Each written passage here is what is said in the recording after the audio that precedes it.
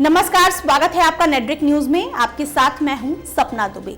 Chief justice Ranjan Gogoi अपने कड़े फैसले को लेकर काफी मशहूर हैं।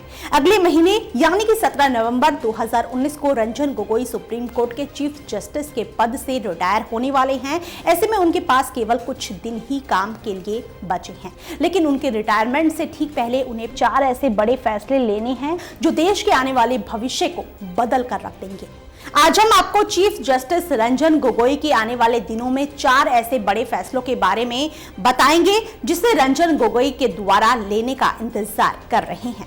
सबसे पहले बात करते हैं राम मंदिर की। राम मंदिर बाबरी मस्जिद विवादित भूमि पर आएगा बड़ा फैसला, लेकिन उससे पहले आप चैनल को सब्सक्राइब जरूर कर लें, साथ ही बेल आइकन को जरूर दबाएं जिससे हर अपडेट आप तक पहुंच पाए। अब आपको बता दें कि 6 दिसंबर साल 1992 में जब अयोध्या में बाबरी मस्जिद का ढांचा गिराया गया, तभी से 2.77 एकड़ की जमीन पर विवाद जारी है।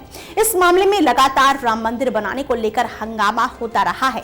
विवादित जमीन पर राम मंदिर बनेगा या मस्जिद, इस पर 1992 से लेकर आज तक मामला लंबित है, लेकिन लगातार सुनवाई के बाद आखिरकार सुप्रीम कोर्ट ने राम मंदिर मस्जिद बनाने को लेकर वकालत करने वालों को आखिरी तारीख देकर 40 दिनों तक सुनवाई की।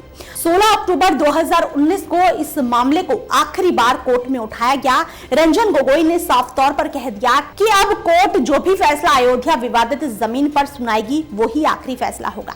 इसके बाद इस मामले पर कोई बहस नहीं की जाएगी। उम्मीद की जा रही है कि रंजन गोगोई की 5 जजों की बेंच 3 या 4 नवंबर को अयोध्या विवादित भूमि पर ऐतिहासिक फैसला सुना सकती है, जिसका इंतजार पूरा देश बड़ी बेसब्री से कर रहा है। अब बात करते हैं राफेल विमान में राहुल गांधी फंसे।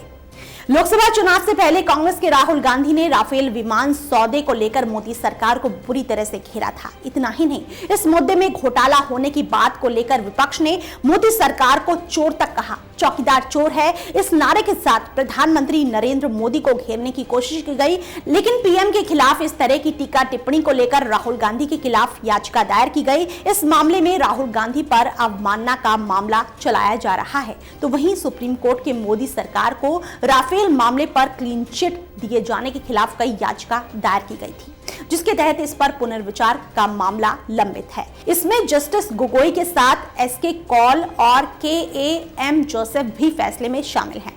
अब बात करते हैं सबरीमला में महिलाओं के प्रवेश को लेकर।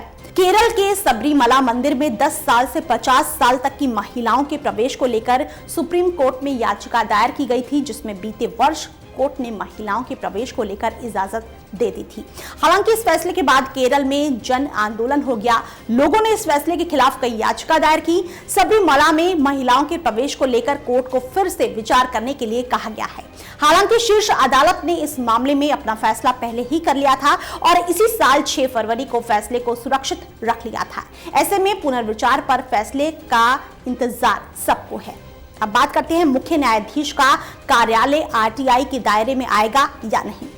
2010 में दिल्ली सुप्रीम कोर्ट ने यह फैसला दिया था कि चीफ जस्टिस का दफ्तर भी सूचना के अधिकार कानून 2005 के दायरे में शामिल किया जाएगा, लेकिन सुप्रीम कोर्ट रजिस्ट्री ने हाई कोर्ट के इस फैसले के खिलाफ सुप्रीम कोर्ट में याचिका दायर की थी, जिसके बाद इस मामले को संविधान पीठ की देखरेख में देखा जाने लगा।